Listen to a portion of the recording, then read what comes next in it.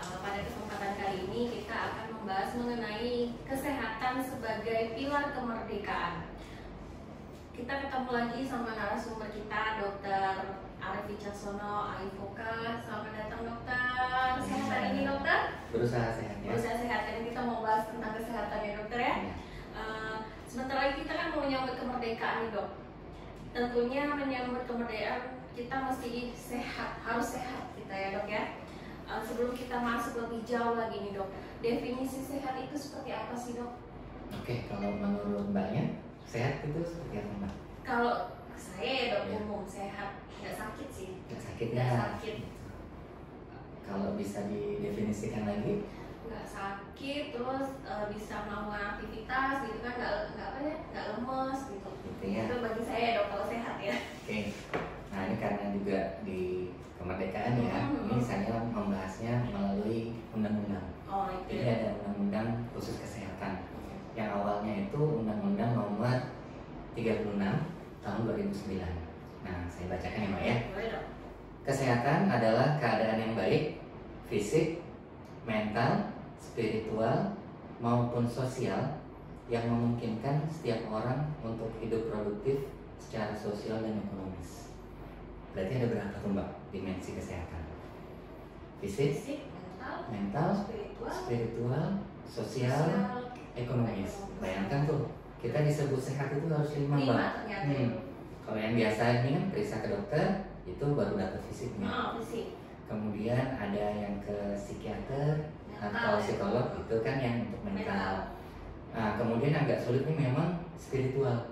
Gimana tahu orang itu bagus kan? Susah kan mbak ya? Nah nanti ada ceritanya lagi di sambungannya.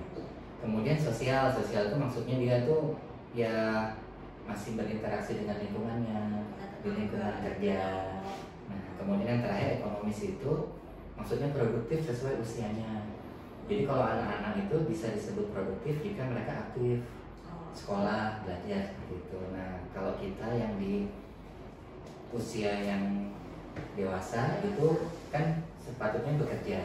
Jadi kalau kita pada usia kita kemudian kita bekerja itu masuk sehat juga kayak gitu. Nah ada 5 itu mah.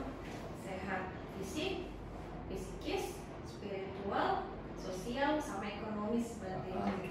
Nah itu undang-undang di tahun 2009 mbak. 2009. Nah di tahun lalu Ada perubahan berarti? Iya, dia nomor 17 tahun 2023.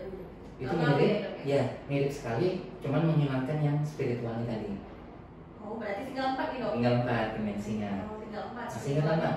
Berarti kalau tinggal 4 berarti tinggal fisik, psikis, ekonomis sama sosial. Iya seperti itu. Ya. Jadi sekarang ada 4 dimensi kesehatan. Jadi kalau yang sedang mendengarkan rekan-rekan semua, kalau datang ke layanan kesehatan kan kita dapat surat keterangan sehat. Ya, itu baru 1 loh. Fisik. Baru fisik. Nah nanti biasanya ada lagi surat keterangan sehat mental. Itu yang kalau kayak bikin SIM nggak sih dok? Iya kayak gitu. Bikin SIM kan sekarang tuh harus ada kayak surat. Gitu itu sekarang ya. Iya kan dok. Ya itu sebenarnya juga untuk memperlihatkan lah, paling tidak itu kita dites secara psikologis itu masih baik. Itu bisa ke psikolog atau ke psikiater. Biasanya seperti itu. Kemudian untuk yang sosial ya dari misalnya kita tanya ke tetangganya, tanya ke sekitarnya ya teman-temannya seperti apa, sama yaitu misalnya dia itu udah punya nih surat keterangan sehat, kemudian dia juga punya surat keterangan sehat mental, kemudian menurut tetangganya oke, tapi dia nggak kerja mbak, padahal nggak dewasa. Berarti itu yang ekonomis Berarti itu berarti dia belum sempurna seperti itu. Itu dok untuk definisi sehat ya dok ya. Oke. Ada lagi nggak dok? Kalau untuk sehat ya seperti itu. Ya dok ya. Paling tidak kita bisa melihat orang itu sehat, benar-benar dikatakan sehat itu dari 4 dimensi tadi. Kalau tadi dokter bilang kan kalau dia ekonomisnya nih nggak terpenuhi, ternyata dia nggak kerja, itu gimana tuh? Ya itu berarti dia tidak sehat secara paripurna seperti itu. Jadi masih ada 1 atau 2 dimensi yang tidak tercukupi seperti itu. Nah, tema kita ini kan kesehatan sebagai pilar kemerdekaan dok. Bagaimana sih menurut dokter kesehatan bisa membantu bangsa Indonesia nih dok? Ini kan kita mau 17 nih dok. Jadi kan kita hidup di suatu lingkungan daerah atau negara itu kan ada timbal baliknya antara lingkungan sama kitanya juga kita. Jadi kalau untuk yang di bawah 18 tahun berarti kan dia masih remaja ya, remaja dan anak-anak gitu, mereka itu bisa istilahnya hidup dengan enak, bisa bermain, bisa belajar dengan baik, itu udah kita nganggap itu wah ini generasinya sehat. Nah kalau kita yang udah dewasa ini, coba bayangkan Mak, kalau kita nggak sehat, kita harus melakukan sesuatu untuk membuat kita sehat kan? Iya. Ya, itu biasanya ada komponen apa di situ? Ada komponen biaya kan? Iya Seperti sih. itu. Jadi yang seharusnya kita kerja untuk meningkatkan sesuatu, akhirnya buat ini, buat biaya kesehatan kita sendiri gitu. Jadi kalau kita nggak jaga diri kita, lama-lama itu selain merugikan diri kita, keluarga kita juga lama-lama tuh malah yang harusnya harusnya kan usaha produktif nih, bisa buat apa, bisa ngerjain apa, tapi akhirnya malah untuk kesehatannya sendiri akhirnya ya lama-lama seperti itu. Jadi kalau di satu negara atau suatu daerah itu banyak yang sakit, akhirnya ya seolah-olah tuh bangsa itu lagi sakit juga seperti itu. Itu ya dok, kalau membantu bangsa tuh ya kita harus sehat biar untuk menghasilkan ya bangsa yang produktif juga ya dok ya. Iya. Jadi sekarang kan sakit tuh biayanya lumayan ya dok ya kan, untuk kesehatan kita. Kalau kita begitu sakit berobat itu kan lumayan kalau kita nggak aktif asuransi ya kan dok kan. Iya. Dan beberapa juga nggak semuanya kan juga tertanggung ya. Jadi ada hal-hal yang tidak tertanggung oleh asuransi gitu. Jadi ya caranya kita untuk membantu bangsa ini adalah dengan awalnya dari pribadi dulu, kita menyehatkan diri kita dulu. Jadi pola makan, olahraga termasuk itu lah ya dok. Boleh, bisa lakukan. Oke dok, tadi kan kita udah membahas tentang definisi sehat yang kesehatan, bagaimana sehat bisa membantu bangsa. Oke, sekarang kita coba bahas tentang definisi sakit dok. Oke, tadi Mbak bilang kan kalau sehat nggak sakit, kalau sakit berarti nggak sehat dong. Iya. Nggak boleh ya kayak gitu ya. Jadi ada definisinya sendiri. Oh, ada beda lagi ya? Iya. Jadi kalau untuk sehat yang sekarang ada 4 dimensi, kalau sakit adalah bergesernya parameter dari kesehatan itu Mbak. Gitu. Apa sih parameter kesehatan? Kalau yang kita dari yang aspek psikis itu adalah yang namanya tanda vital. Yang pertama adalah denyut nadi, kemudian pernapasan, kemudian tekanan darah dan suhu, gitu. 4 ya? 4. Jadi 4 tanda vital itu kan ada rentang normalnya Mbak. Jadi kan ada garisnya nih, seolah-olah ada garis. Jadi dia itu naik garisnya atau di bawah garisnya itu udah dikatakan sakit. Contohnya yang paling gampang kan demam tuh Mbak. Iya. Orang demam sakit kan? Iya, sakit. Nah, gitu. Jadi suhu normal itu kan sekitar 36 sampai 37,5. Nah, jadi gitu. Jadi kalau kita di bawah suhunya itu kita sebutnya hipotermi. Jadi suhunya di bawah normal. Nah, kemudian kalau di atas 37,5, nah itu yang kita sebut dengan demam. Gitu. Jadi masing-masing parameternya itu akan bergeser, Mak. Baik dia ke atas atau ke bawah, itu yang dinamakan dengan sakit. Nah, kalau untuk mental gimana Mbak kira-kira? Kalau mental kayak stres gitu kan sudah misalnya sering apa, uring-uringan atau jadi temperamen nggak sih? Ya, biasanya dia orangnya biasa-biasa, terus jadinya sedih kan? Iya. Nah, itu kan geser tuh, dari yang biasa jadi sedih atau jadi suka marah-marah. Nah, kan geser juga. Kalau sekarang mood. Oh iya, geser-geser moodnya. Mood-moodnya kadang lagi bagus-bagus, lagi jelek-jelek gitu ya. Ya, itu nanti bisa diperiksakan. Jadi ada memang yang namanya gangguan mood Mbak. Gitu. Itu khusus yang untuk kesehatan mental ya, itu bisa kayak gitu. Atau yang biasanya orangnya apa ya, mudah bergaul, kemudian tertutup, nggak mau ngomong gitu. Kemudian kalau orang nangis boleh nggak Mbak?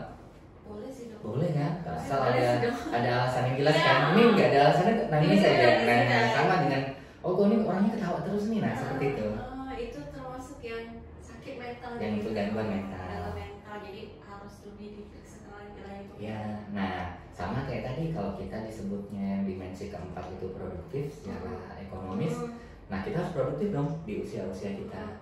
Nah, saat kita terlalu produktif itu juga nggak bagus gitu. Kemudian kita juga misalnya nggak produktif sama sekali atau nggak dapat pekerjaan itu juga nggak bagus gitu. Jadi ada standarnya, ya, ada standarnya batas itu. normal gitu lah ya dok ya. Kalau yang dalam sosialnya itu gimana? Kalau sosialnya biasanya sih gini ya, apa yang biasanya sama tetangganya mungkin dia apa ada komunikasi kemudian nggak ada gitu, atau misalnya di lingkungan kerjanya yang biasanya ngobrol atau kumpul kemarin sama sekali tidak pernah, kan mungkin ada sesuatu lah di situ. Ya dok, biasa tuh kan suka ada dengar tentang untuk sehat dan bugar. Sehat dan bugar. Sehat dan bugar. Jadi dari situ pengen tahu sih, ada perbedaan nggak sih dok antara sehat dan bugar gitu? Tadi kan dokter udah kasih tahu nih definisi sehat tuh seperti ini. Kalau yang bugar tuh gimana sih dok? Ada perbedaannya nggak sih? Sebenarnya menurut kalau yang kita lihat kebugaran itu ada di dalam kesehatan. Tapi untuk yang lebih enaknya itu bugar itu adalah kemampuan kita untuk melakukan sesuatu. Misalnya kita kerja atau kita harus sekolah selama misalnya 5 jam. Itu dalam kita mengerjakannya kita masih istilahnya bisa melakukan dengan baik. Terus pas selesainya masih ada semangatnya Mbak. Kayak gitu bugar tuh. Itu bugar. Misalnya gini aja deh, kita lari selama 10 menit atau jalan selama 10 menit. Dalam melakukan jalan atau lari selama 10 menit itu kita ngerasa baik-baik. Kemudian setelah selesai juga masih ada semangatnya. Gitu. Itu yang namanya bugar. Jadi kalau kita baru 5 menit, aduh nggak kuat, nah kan udah nggak bugar tuh gitu. Atau selesainya udah diajak ngomong aja nggak bisa, udah tepar gitu. Nah seperti itu Mbak. Berarti yang ibaratnya yang sehat tuh udah pasti bugar apa nggak sih dok? Iya betul, sehat itu udah pasti bugar karena kebugaran itu adalah bagian dari kesehatan. Berarti kita sehat ya kita harus bugar ya dok ya? Ya tapi sama Mbak, itu secara umum ya, secara fisik lah ya, melihatnya seperti itu. Itu untuk yang sehat bugar ya dok ya, yang sehat pasti udah harus bugar ya dok ya. Terus dok, bagaimana sih cara tubuh kita nih agar terhindar dari berbagai macam penyakit, biar ibaratnya kita selalu sehat gitu kan. Sekarang kan kita semenjak COVID dulu kan tuh dok, sekarang kan kayaknya jadi sering, yang paling sering dan paling mudah itu pasti batuk pilek. Ya, jadi secara umum ada 3 hal yang bisa kita lakukan untuk menjaga kesehatan itu, dan sekalian lah ya kebugaran itu ya. Yang pertama adalah aktivitas fisik. Fisik kayak kita bahas waktu itu ya. Ya, jadi 150 menit dalam waktu 1 minggu itu minimal. 150 menit. Dan yang harus terpotong-potong ya, terbagi-bagi, nggak boleh satu kali aja langsung gitu ya. Kemudian yang kedua nutrisi. Jadi asupan makanan kita, makanan dan minuman itu harus terjaga dengan seimbang. Dan yang ketiga adalah istirahat yang teratur, seperti itu. Jadi apapun itu, 3 itu harus sama-sama baik Mbak. Seperti itu. Kalau lah nih dok ya, kayak makan ibaratnya udah 4 sehat 5 sempurna lah nih. Oke. 4 sehat 5 sempurna. Tidur cukup, tapi nggak olahraga. Itu gimana tuh dok? Iya, Nggak ada tetap. aktivitas fisiknya. Ya, jadi sama seperti sehat yang ada 4 dimensi, untuk menjaga kesehatan yang perlu 3 dimensi harus 3-3-nya Mbak. Harus 3-3-nya, nggak boleh kalau 1/3, 2/3 nggak boleh, harus 3/3 ya. Biasanya kan ada yang ya kalau makannya dia diet gitu kan, diet terus tidurnya ternyata nggak sampai 6 atau 8 jam yang seharusnya kita tidur. Itu berarti ganggu ya, ganggu untuk kesehatan. Mengganggu, padahal kan kita melakukan suatu hal itu kan lama Mbak. Misalnya dengan pola makan seperti itu, pola tidur seperti itu gitu. Jadi udah istilahnya terakumulasi karena udah banyak yang satu dimensi ini dibiarin aja kekurangan gitu, jadi dia nggak akan seimbang seperti itu. Mungkin sakitnya nggak langsung ya dok ya? Ya entah suatu saat pas lagi kondisi tubuhnya turun, nah baru kerasa tuh. Yang paling sering sih pasti itu sih dok, kayak untuk pola makan sama pola tidur, istirahat sih. Biasanya kan ada yang kerja lembur, terus lagi asik kerja nggak ingat makan, itu Ya. sih ya dok ya, yang Jadi, paling sering ditemuin. Untuk nanti ini kita akan bahas lagi mbak khusus. Jadi aktivitas fisik seperti apa yang bagus kita bisa bahas lagi.